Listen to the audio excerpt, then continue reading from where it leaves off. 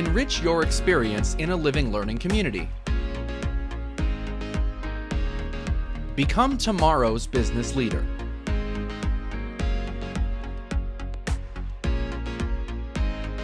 Explore plentiful career opportunities in education.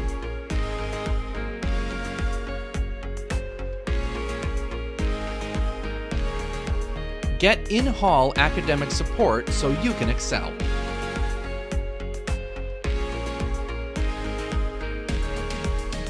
Honors College students springboard to success at USF.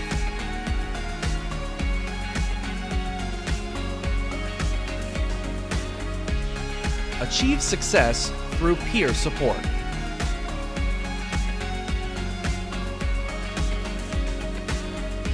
Maintain your competitive edge.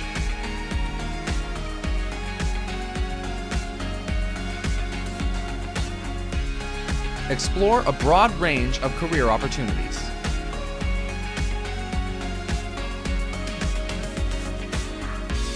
Immerse yourself in the field of advertising.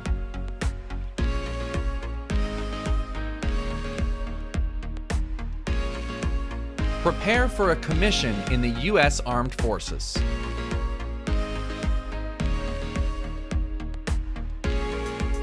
Welcoming all LGBTQ+ and allied students.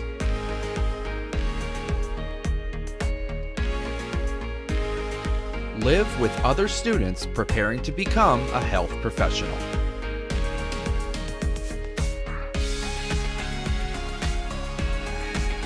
Apply in the housing portal on our website and prepare to live the Bull's life.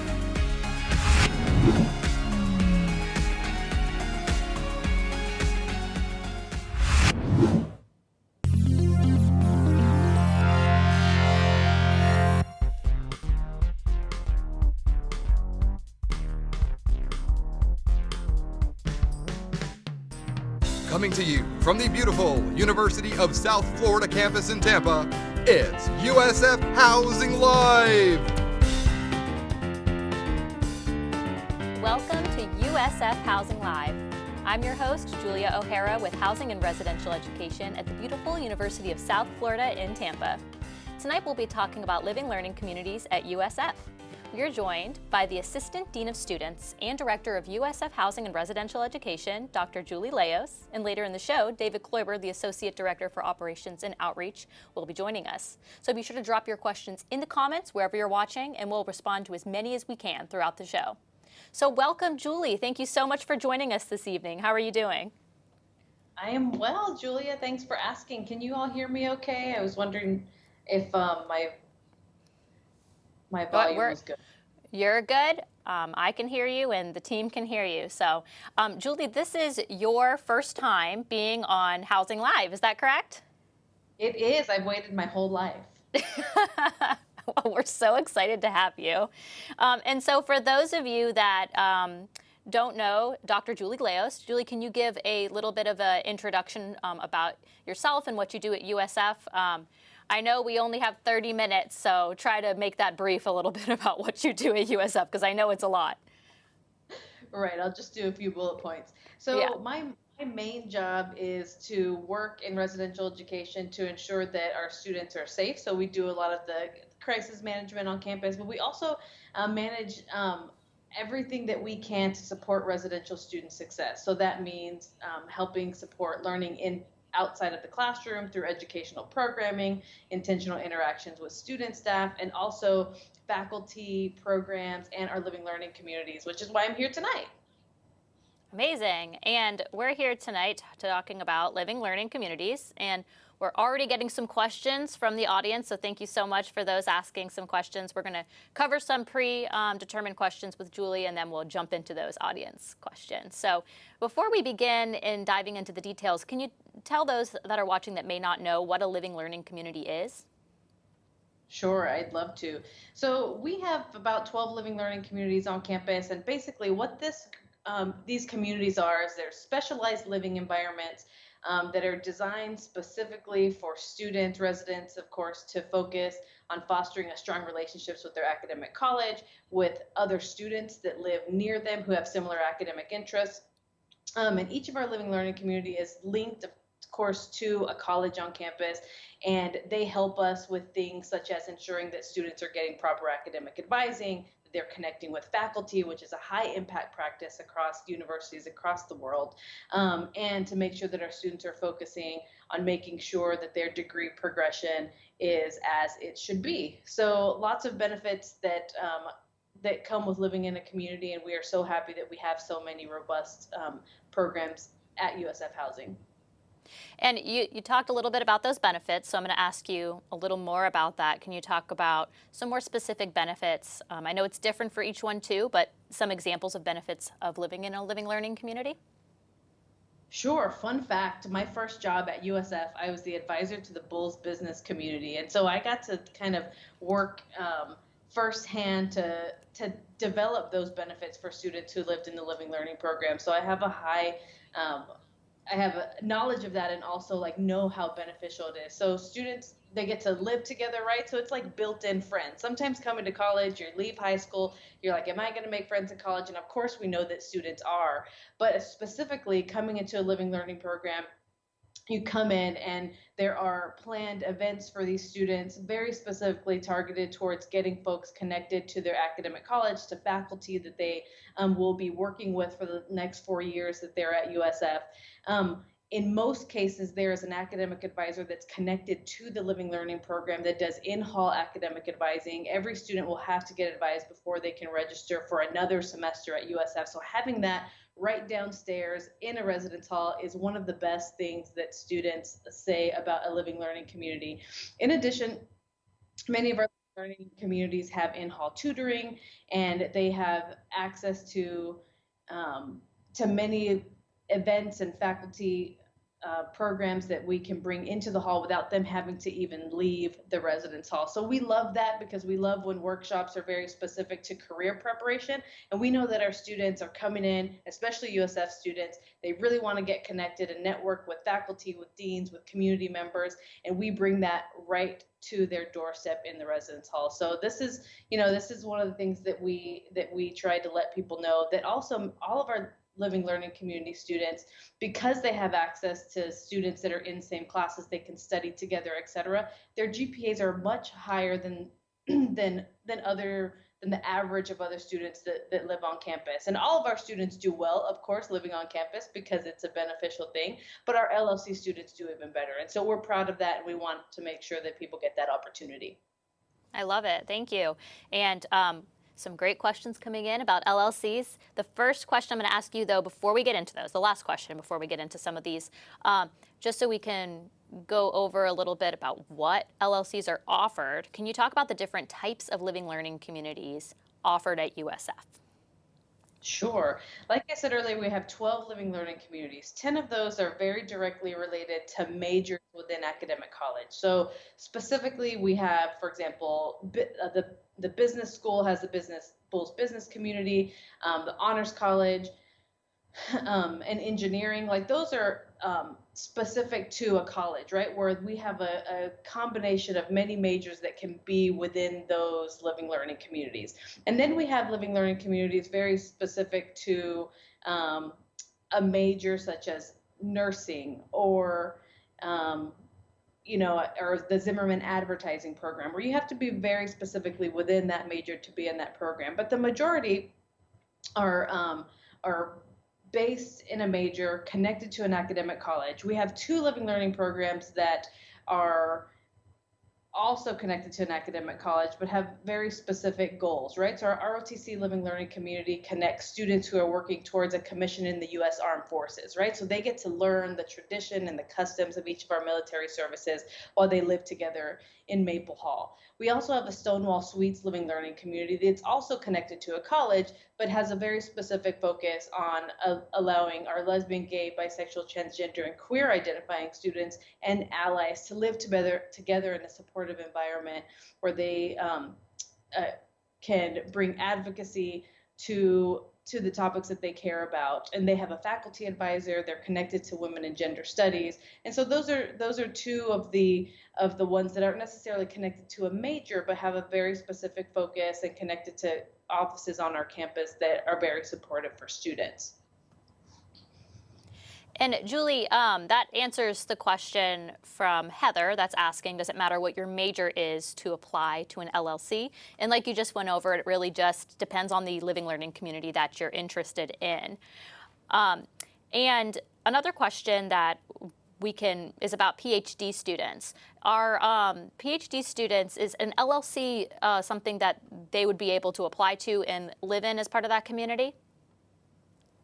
You know, the majority of our students and the majority of our living learning programs are geared towards supporting our first year students and our returning second year students, with some exceptions, of course, for other students who are undergrads. It is not something that is common for a PhD student to apply to live in a living learning program, but I would imagine that if there is an opportunity for the academic college to think about that and to review and evaluate whether that's something they can do, we would bring that up to them, and we can ask our partners what they think about that. Great. And then someone is asking, Lizzie is asking for incoming spring 2023 students. So that wouldn't be for the fall spring term. That we do have a spring only agreement. Would an LLC, do we offer LLC applications for those spring only admits? We don't specifically, and the reason for that is because we have a recruitment process that has already started for this year and then ends around the middle of the summer. And once we have taken all of our applications for learning communities, what generally happens is that we then, if there's any openings, we open it up to students who may not be in the living learning program but still need a place to live on campus. On occasions, we will have space within the living learning community in the spring, but it's not something that we can guarantee. But if you take the email, the livinglearning@usf.edu, and you still find that you are interested in this in the fall, please email us, and if anything becomes available, we can work with you to see if we can accommodate. But no promises, of course. Thank you. And Elizabeth asked in the beginning of the broadcast, is there an early move-in date for the nursing living learning community? And if so, what are the requirements? So I'm not sure if the requirement question is related to moving in early with the LLC, or if that's more of a requirement for the nursing LLC. So we can go over both. Are you aware of the nursing LLC or any of the other LLC's move-in dates? If not, we can talk to Dave about that later. Yeah, I think maybe that's a great question for Dave, but I think that the answer is no, unless the college has specific programming or events that are happening before the actual move-in date, then that wouldn't happen. And I don't think that nursing is one of those, but Dave might know a little bit differently. And this question might be best with an email to livinglearning@usf.edu, but I did want to bring this up to you. If a student did not apply for the Honors College on time for the 22-23 year, does that mean that they cannot apply for the LLC?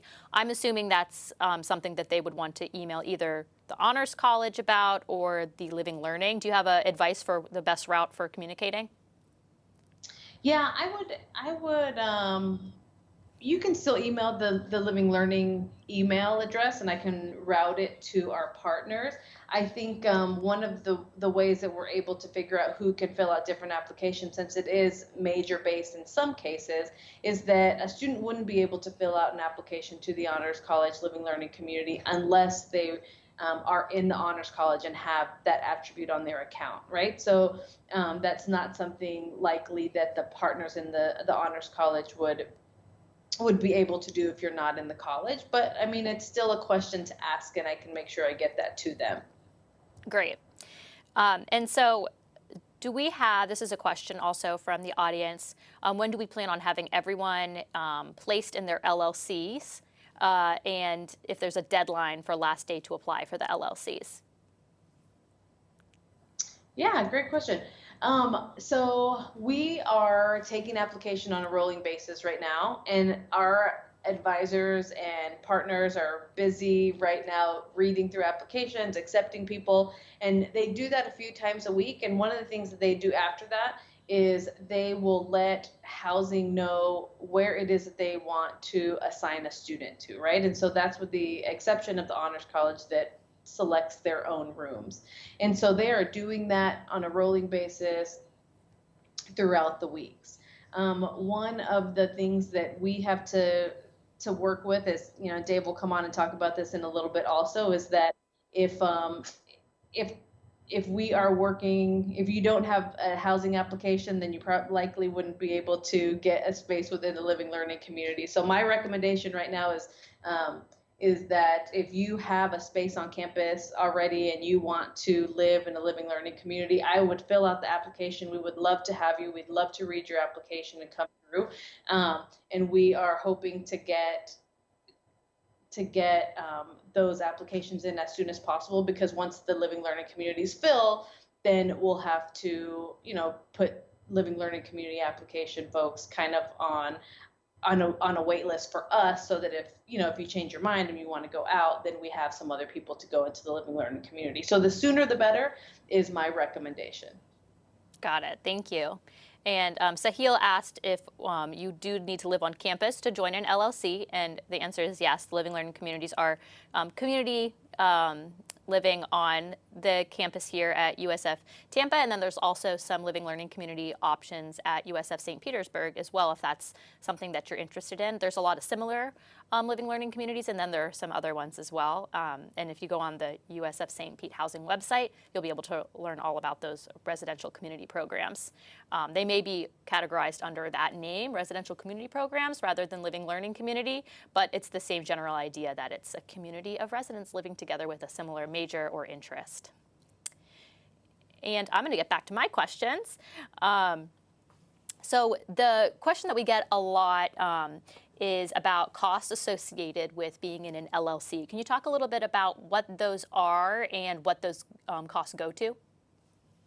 Sure. So in some of our living learning communities are on a fee-based living learning community.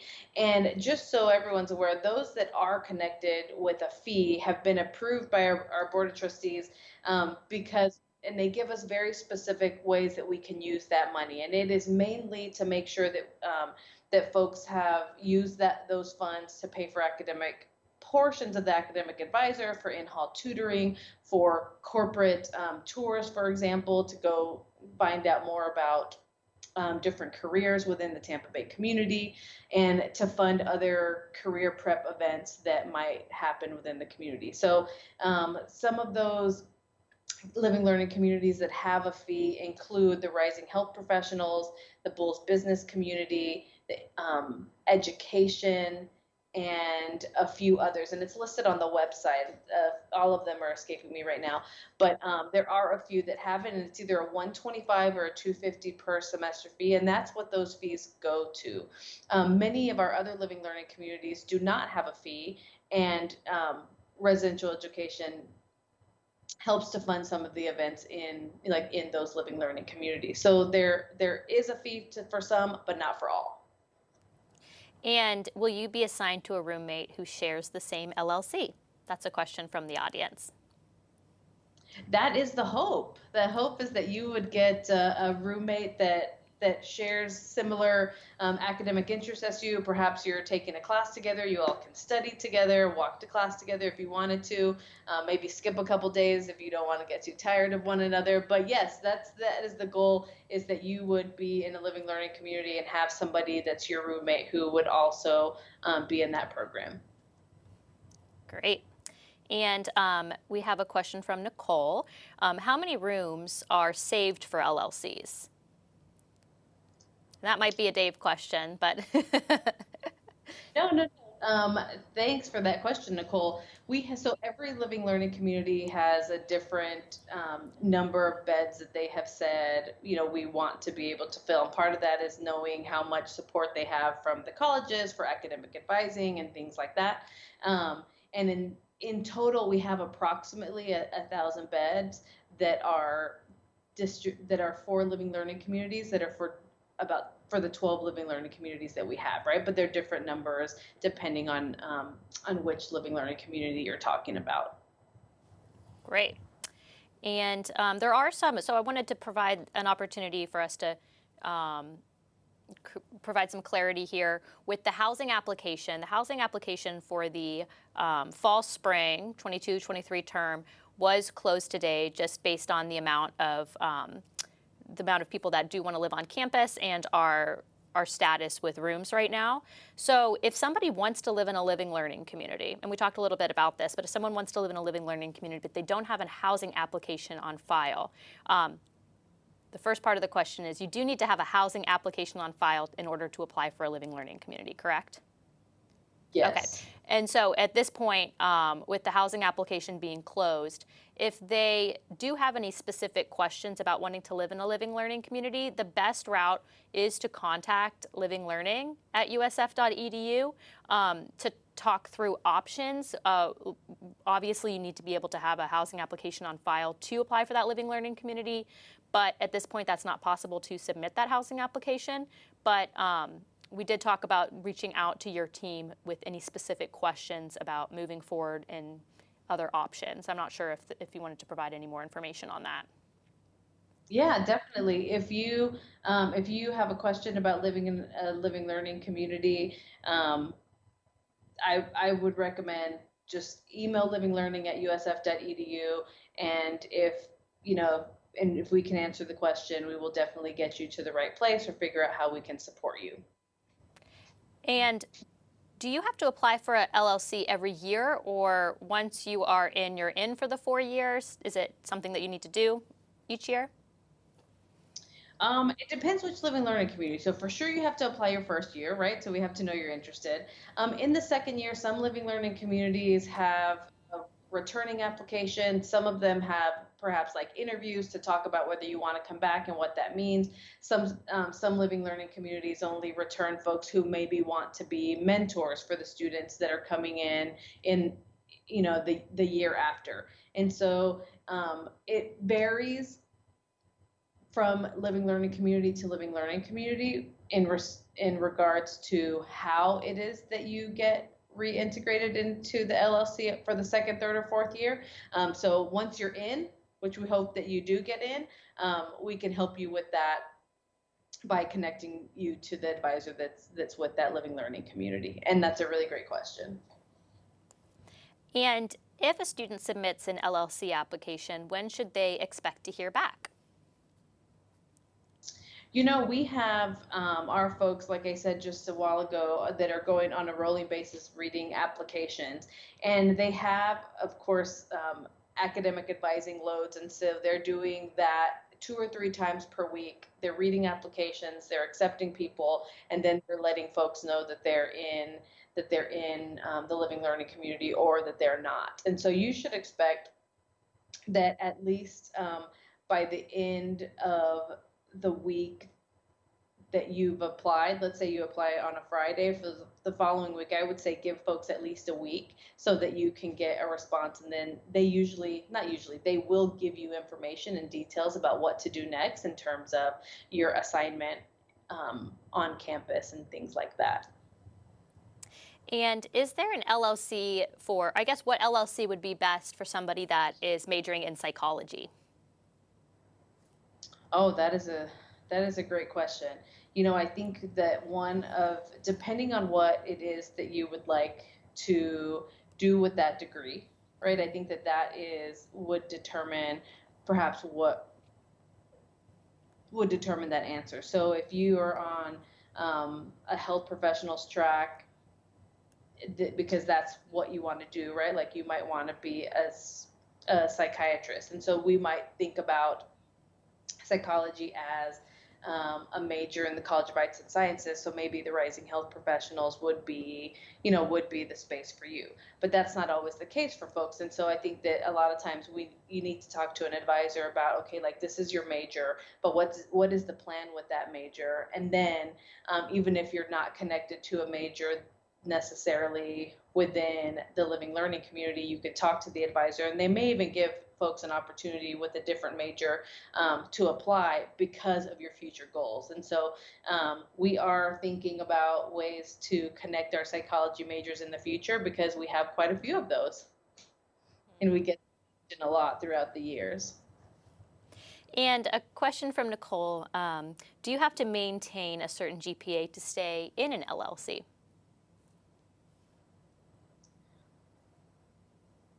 Great question. How do I answer that? I think the answer to that is that to live on, you have to maintain whatever the college requirements are of the student, right, in order to like be in the college. So if you can stay in the college and stay within what the university expects of the students at USF, then it is likely that you can stay within the living learning community. And so I think that there are, different cases in which a student wouldn't be able to, but for the most part, if you are in good standing with your college and you're in good standing with the university academically, and you wish to be in the living learning community, you can stay there. Great. And this is a little bit into the next question that I have for you about the different requirements for being in an LLC. I know it's different for everyone, but do you have just some basics that you can provide? Yeah, I think the main thing is the majors, right? So if you, for example, in the honors college, you must be in the honors college. For example, in the Zimmerman advertising, you must be in that program, Zimmerman advertising program. Some of the living learning communities have SAT and GPA requirements.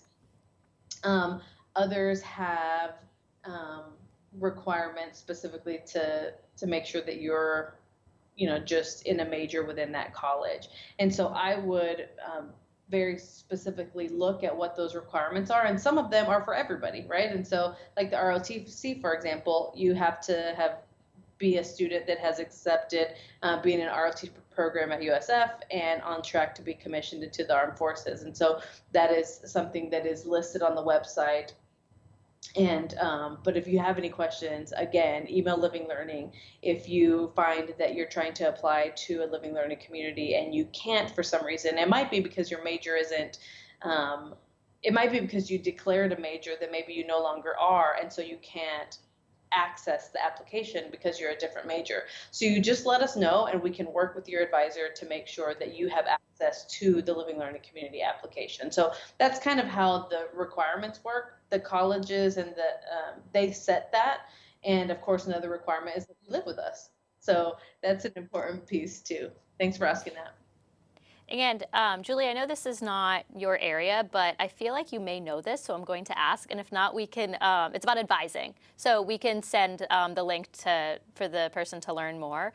But are incoming students supposed to reach out to their academic advisor to register for classes in the fall? And if so, when do we do that if they're waiting on an AP exam score? So very specific. It certainly can be a question for the Office of Advising, but I just wanted to throw that at you because I feel like you may know that. Yeah. So I'm going to answer what I know, and then I would. So I recommend always reach out to an advisor if you can. One of the things that advisors are always waiting, they're also waiting for AP exams to come through because they're going to do some advising ahead of time, sometimes without you, to see what classes you're going to be in. And some colleges will pre-register you for classes just to make sure that you get the classes that you need. But I would definitely, recommend if you already know which college you're going to, you already know where your advisor is, reach out, see what they have to say, but they are actively working on making sure that all of your requirements are in, that all of your test scores are in, and trying to figure out maybe perhaps which math you've tested in to or out of, etc. So they're actively working on making sure that you're going to be successful in the fall. If you have any questions about that and you haven't heard from an academic advisor, for example, reach out, see how it's going, and maybe even check your schedule in OASE to see if anything's been registered for you already. Thank you for that. I didn't want to throw any curveballs at you, but I thought you might I thought you might know about that one. And then one more from the audience before we wrap up with some contact information. For the LLC community, are the buildings where the LLC students can reserve for housing only LLC students, or is the building available for all students that live on campus? So in other words, will LLC students be living with students that are not in an LLC in the same building? Sure. I think it depends which LLC you're talking about. For the most part, we have our living learning communities and buildings that have either other living learning communities or space for general assignment students to be in. So there is a high likelihood that even if you're in a building with the living learning community, that there will be other students not in the living learning community living around you, so you can meet them and be a part of that community with them. The one exception is that, so Juniper Hall, which is the home of Provost Scholars and the Honors College, is specifically set aside for Honors College and Provost Scholars. And if for some reason they don't fill, then we do put other students there, and so then that would be the case if we had to do that. But otherwise, it would be Honors students only and Provost Scholar students. Great, and I lied to you. One more question from the audience. Is housing for the Judy Genshaft LLC still available for fall spring if you have a housing application on file? I'm assuming that there's still space for residents? Okay. Absolutely. Come on in. Wonderful. We'll take your submit it. Great. Wonderful. Okay, and then I wanted to ask you this question before we wrap tonight, and that is to learn more, who can students and families contact about living learning communities? So sure. So you can contact me, of course, anytime you want. And my email is just julieleos@usf.edu. But the fastest way and to make sure that somebody gets to you quickly is, like we've been kind of trying to get you all to email the livinglearning@usf.edu. That is the best way to get the information that you need, because there are a lot of people going through that email on a daily basis to make sure that folks are connected and they have all the information that they need. So of course, contact me if you need me, but the fastest and best way is the livinglearning@usf.edu. There are also, if you go on the website, on the Living Learning Communities, on the Housing and Residential Education page, every Living Learning community has like an email or a contact person that you can contact if you know specifically that you want to contact somebody in engineering or specifically for the Zimmerman advertising program. So I would take a look at that if you want specific and fast information. But if you're not hearing anything, they're busy right now too, email us and we'll make sure that we get that to them. Great. Julie, thank you so much for taking the time to chat with us tonight. I hope you had fun on your first ever Housing Live experience. It was great having you. Wonderful. Yep. That's great. Okay, well, you have a great night and hopefully we'll talk to you soon. All right. Bye, everybody. Sign up for the LLC. All right, it's time for us to take a short break, but don't go anywhere. We'll be back with more USF Housing Live right after this.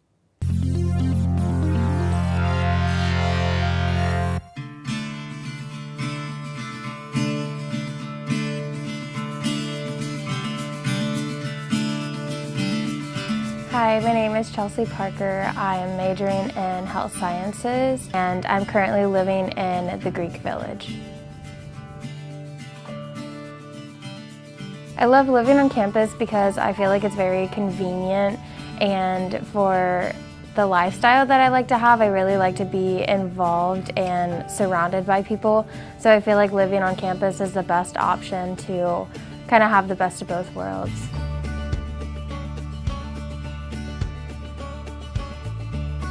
Just apply and get involved and have some leadership roles or something like that, because 9 times out of 10 when you apply to something, people like to see that you're involved in academics or any extracurricular activities.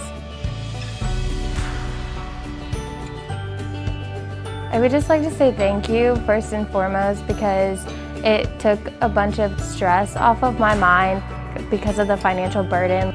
College, we all know, is expensive, but education is definitely a priority to me. So I really appreciate the scholarship because it helped me so much.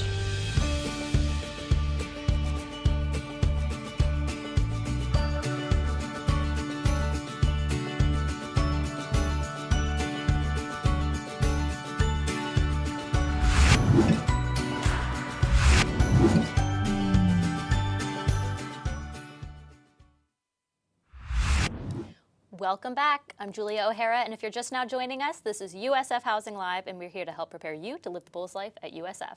Ask us your questions in the comments, and we will answer you live on the show. Our second guest this evening is the Associate Director for Operations and Outreach at USF Housing and Residential Education, and of course a USF Housing Live regular, David Kloiber. Hi Dave, how are you? Great, Julia, how are you? I am great. Thanks so much for joining us again this evening. Sure, anytime. We have lots of great questions from the audience. I want to thank everyone who's watching and the questions that you've been sending in. We wanted to focus on the living learning community aspect for the first 30 minutes of the show tonight. But now we have Dave, our assignments master here, that will know all things about availability and room selection and all of the great questions that you've been sending in. So I think that the first thing that I want to talk to you about today is what we did today with the housing application. So a lot of people are asking about two things: applying for housing, if that's still an option for the fall spring, and what are their options if they haven't submitted that housing application. And then the second part of it is the rooms that became available today. There are some comments about, that they were waiting for those rooms to be released, but they weren't able to get one today. So what's next steps for those folks? So let's start with housing application. Sure. I know we got a lot going on, so we're gonna take it one step at a time. But the housing application was closed. Why did we do that? And what can students do if they didn't have a chance to apply for housing? Sure. Well, we have a limited number of beds. I mean, we are a large institution. We have we have a good number of beds on campus for an institution of our size, but there comes a point where we do begin the demand outpaces what we can supply. And so we made the decision, technically last night is when the application went down and closed. But the university has made the decision to stop taking applications because we've reached a point right now where we have what we feel is the right amount to fill what we can fill. And so we want to make sure that our students are prepared to either maybe consider St. Pete. They have some wonderful housing options, or look at what the off-campus market has. And we understand that the off-campus market is very similar to what we are. We're all reaching capacity. It has been, I've been doing this for a very long time. I've been a housing professional since 1995, and I have never seen a year like this. I don't know if our students in the audience have been cooped up for 2 years, and so they're just excited to be able to leave home, leave the building, and go explore what life is like outside of home. But this just happens to be a year that we have seen tremendous growth in our demand, and unfortunately, we had to make the decision at the beginning of May to close our application and try to assign out what we have in hand instead of collecting more and more and more, and then having to turn away more and more and more. Right. And so like you said, I think that the USF St. Petersburg campus, they still have their housing application open, so that is an option, as well as if you're looking to just stay in the Tampa area. The Student Government Association with USF does have a portal that we've linked on our website, and we can make sure that we provide it here on the stream in the comments. That is maybe a good opportunity to explore some off-campus housing options also if you didn't have the chance to submit your housing application. So the second part, for those that do have a housing application on file and that were unable to select a room and are waiting for some options to open up, can you talk about what the next steps are for those folks? Sure. As Dr. Leos was indicating earlier, we have a good number of LOC beds remaining, probably in a neighborhood of around 400 that have not actually been assigned yet. And then we have a number of other beds on campus that are on reserve for this population or that population. And as those populations start to solidify, we will continue to open beds. And so we will continue to update our students as that information develops to ensure that we are keeping them up to date and aware of what's going on, and so they can prepare the best that they can for this upcoming fall. And as far as the rooms that were released today, we did get some comments that things were running a little bit more slowly. Do you have any advice for like a certain browser, or is it something that we're improving on our end for next time? That was purely a large mass of people trying to log in at once. It was going very slowly for us as professionals using the back end of the software. Everybody who's experienced that slowdown. For those who went through room selection, you know that we said this is how many people can participate at a given time. Well, with a release like this, I wouldn't doubt that maybe 500 or 600 people tried to log in at once. The software really is not designed to handle that kind of traffic. I don't want to put limitations on it because I don't want it to be, I couldn't get in, but this is probably the first time we've seen a slowdown like this in, I would say, in 3 or 4 years. And it's not because of COVID, it's because we've tried to be very careful. Even when we did what I call a release day, even last year when we had a shortage situation, we didn't hit a slowdown like we hit today. And I think it's just indicative of what we've already talked about, very high demand and limited capacity to meet that demand. And so we just had more people than we've had in the past try to log in on what we call a release day. And I do want to take the opportunity now to, for those of you that did log on today and that are waiting to hear from us, thank you for your patience. And like Dave said, this is a year of many new things. So we're working through it. And Dave, I know your team works really, really hard just to make sure that everything's going smoothly. So thank you for that. And thank you for everyone watching for your patience as we get through this.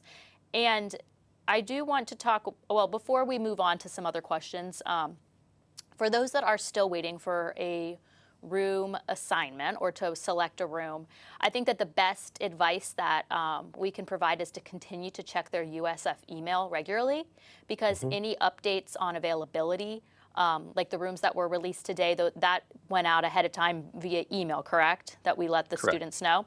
So those types of announcements will go to your USF email. So make sure that you are checking that daily, if not multiple times a day, just so that you're aware of these changes and that you can keep up to date on it.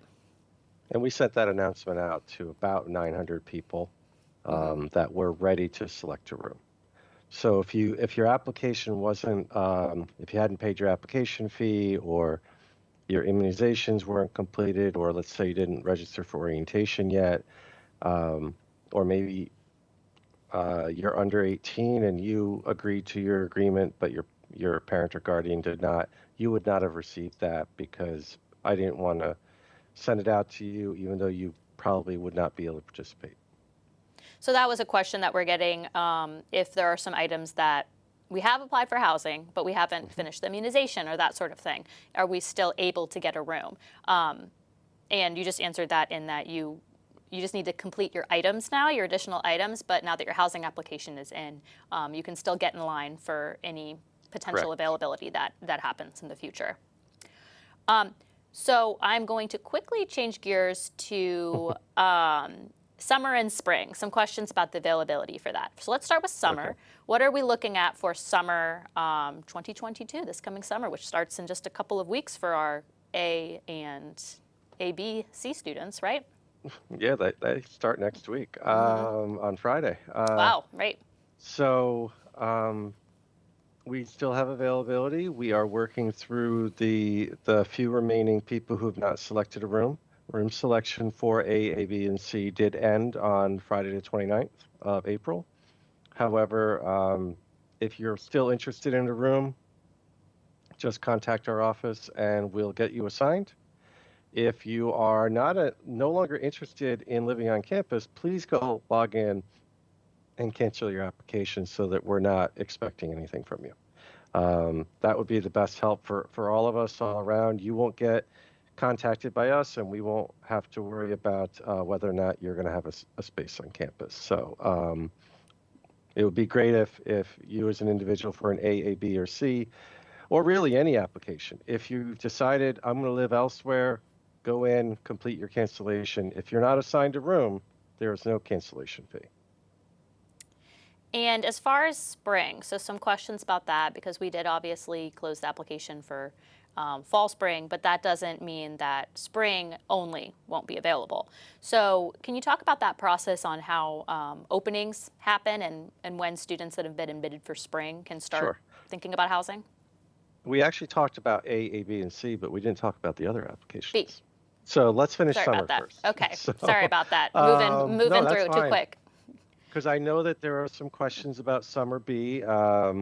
We were working very hard on preparing that information for today for fall and spring applications, but summer B, I am aware that we need to release more beds for selection for summer B, and that will be available by tomorrow. We're going to open up some additional beds in, I believe, Cypress Apartments Building D. And so we'll open those up, and if we need to, we will open up additional rooms in other buildings as we move toward the opening of Summer B in late June. So you were asking about the spring term. Yes. We will open up the spring application on September 1. And so we do that to allow the summer and fall spring students to complete all their information and to really cause less confusion. So on September 1st, and we're already preparing for these forms to be live, at 12 a.m. on September 1st, the application will go live, and our spring admits or our continuing students that are here for summer, for fall, or for previous terms can apply for spring as well. And just for those that are watching that are maybe worried about spring availability based on the capacity that we're at right now, I did want to point out that naturally people graduate at the end of the fall term. Other things happen that, in the outlines of the agreement would allow you to cancel if you're not attending the university anymore. So there are spaces that naturally open up with that. While I would expect it to still be tight, so submitting a housing application early is definitely important in getting those housing application steps done. Correct. And we won't start room selection for that until late November. Right. And we do that for a few reasons. One, to allow people that if we do have openings to move around and settle for what we would imagine to be their placement for spring. And also to allow people to cancel for, like you said, graduation, for study abroad, for, believe it or not, people get homesick and want to leave Florida and go back home. We've got, there's a variety of reasons why people would leave between fall and spring. And we typically have about 400 or 500 students that change over between fall and spring term. And some questions about ACE are coming in. Can you explain how summer ACE housing works and how it translates or extends into fall spring? Sure. Well, there are two different ways you can apply for summer ACE housing. You can complete the summer, fall, spring application, which is still available, or you can complete the summer only ACE application. Now, for those who did the summer, fall, spring, we will look at your fall assignment. And I'm hoping that you decided to live with the rest of your ACE students in Poplar Hall, and we do still have space there. But if you are living in what we call the cohort, so in the ACE floors or pods in Poplar, we will basically take that 4-person suite and assign you together in Cypress A or B for the summer term, for when you're here for the 4-week period. If you're someone who has decided to live either in an LLC or somewhere else on campus, then we will fit you all into Cypress A or B with the rest of your cohort for your 4-week program. Now, there has been a change this year from previous years. In the past, ACE has had a 1-week program that extends past the end of summer. And so they would have built into their program that you're that as an ACE student living on campus for summer and fall, you would move over, automatically be moved over to your fall assignment at the end of summer. That program is no longer happening the week after summer ends. And so if you're interested in doing a what we call a break stay, so staying over the break period between summer and fall, you would just have to make that request. And that request will be available after probably late June. And is the ACE summer term different than summer B for housing? It is. The ACE program and the Bulls to Business program, or Bulls Business program for the summer, they are a what we call an alternate term, and they go from July 6th is when they move in, and they will finish up August 6th at the end of summer B. All right, great. We had a lot of questions about ACE, so I'm just making sure that we covered kind of all the topics that were brought up. One specific question about ACE housing: can you verify that ACE students are guaranteed housing in summer as well as fall, spring? I never use the G word. Okay. For summer, we have reserved more than enough beds for summer. Right now, they have about 240 people that have deposited, and we have about 250 beds reserved for them for the summer, and so we should be okay. For the fall, spring, we reserved about 136 beds to be exact in the ACE cohort, and so the 4 pods in Poplar, because traditionally people who are in the ACE program, they want to be in, let's say, one of the LOCs, or they want to live in a style of housing, let's say an apartment style. And so we tend not to have that full cohort want to live together in the fall, spring. But we do still have availability in the 4 ACE pods in Poplar. So if you're an ACE student and haven't selected a room, now's your time. You can go to room selection, special population, and you can select a room right there in Poplar Hall. Great. And I'm going to use about 10 more minutes of your time, Dave, to talk about... You have all the time you need. Wonderful. So we're going to talk about move-in. So grand opening, there's a lot of questions specifically about early arrival. So if that's an option, just for different reasons, if they're from out of town, if their orientation date, is earlier, what that looks like. So let's talk about grand opening a little bit. We made some changes since the pandemic to, to stagger some times, to make it longer. But we're looking at changing things back to what it looked like in 2019 and before. So if you're familiar with the process of the past couple of years, it is going to look a little bit different. So the way that we're planning this is one grand opening date on Thursday, August 18th. August 18th. And so, but for early arrival before that, can you talk about what the options are for that? Sure. Now, for the fall, we will allow students to arrive as early as August 14th, which is the Sunday before grand opening. We will have a form available on the housing portal called the Early Arrival Request Form, and that form will be available. You'll be able to fill that out. Now, we will still ask all of our students, whether you're coming early or you're arriving on grand opening or you're going to arrive a few days after, that you please complete a form saying when you're going to arrive, because that's going to be critical for us so that we can maintain proper staffing levels throughout the whole check-in weekend. So if we find out that only 25 people are planning on checking in Monday morning, we're not going to have, 25 people working that morning. We'll probably have a lot less people. But if we know we have 1,500 people that are planning to arrive on Thursday morning, we're going to have the most number of the highest amount of staff that we can working on Thursday morning which is grand opening, in order to make the check-in process as smooth and as quickly as possible.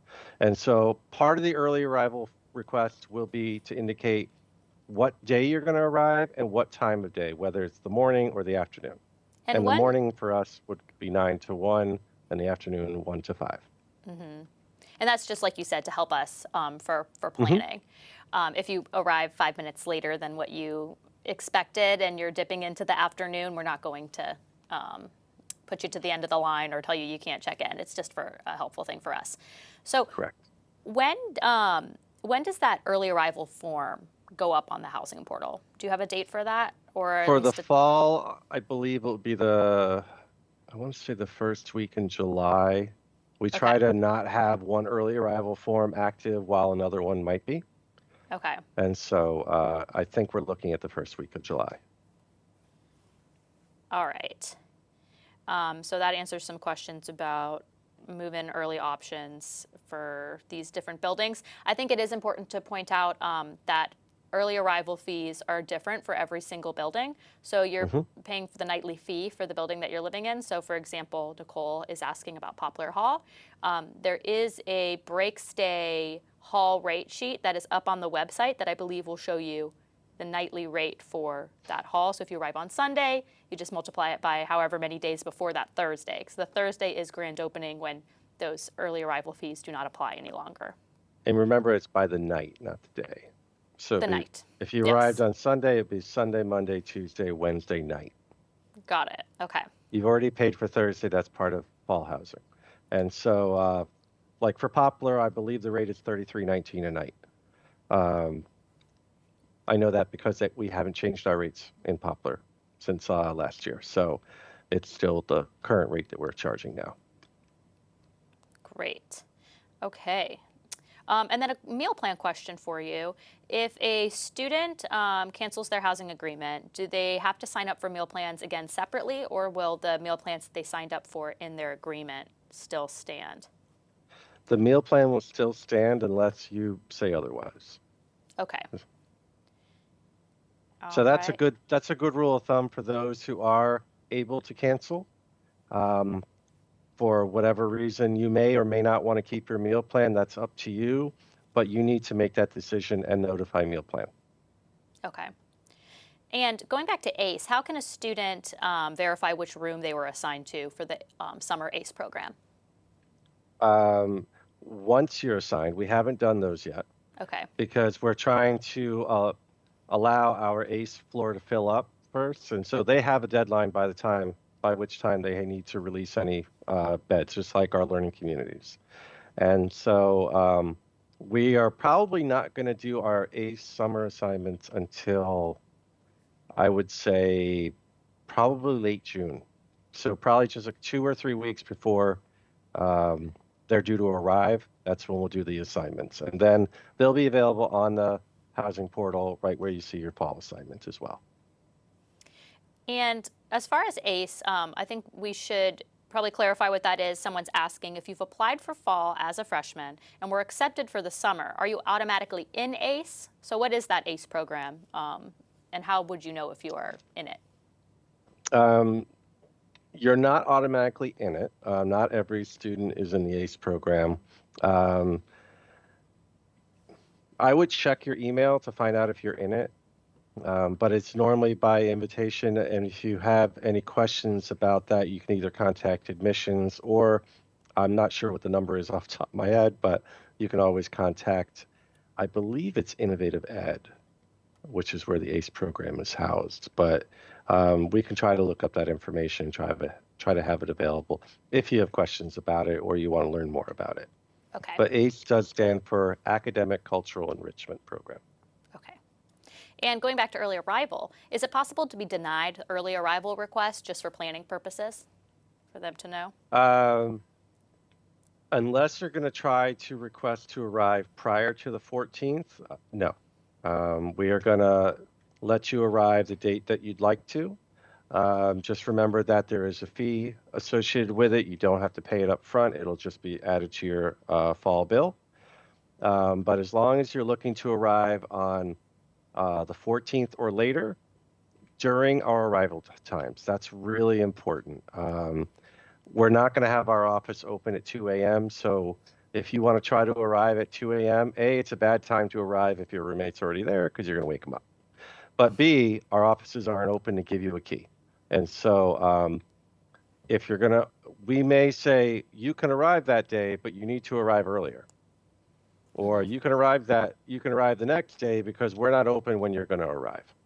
And so we do want to make sure that you are arriving during the hours that our desks are open, because we are not going to be able to open up all night to provide you your key. And for living learning communities, we're getting a question in now that I'll ask you. If they have not received a confirmation for entering into an LLC, does that mean that they're not in? Or I guess the question would be, do you find out either way if you have or have not been accepted? You should find out either way. Okay. And Julie mentioned it does take up to a week. So if it's been past that, I would recommend emailing that livinglearning@usf.edu email just to find out the status of your application. They actually, as of about 10, 15 minutes ago, they've already accepted about 630 people into the various LLCs.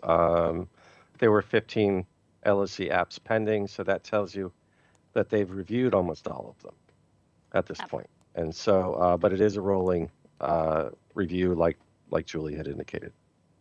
Great. Okay.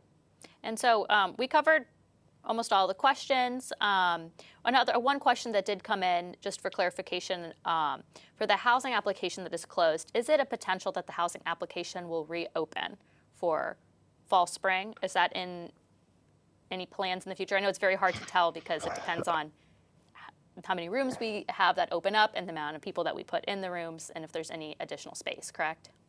Mike, that is correct. There's a lot of factors. I would not anticipate that would be opened up to anybody to apply.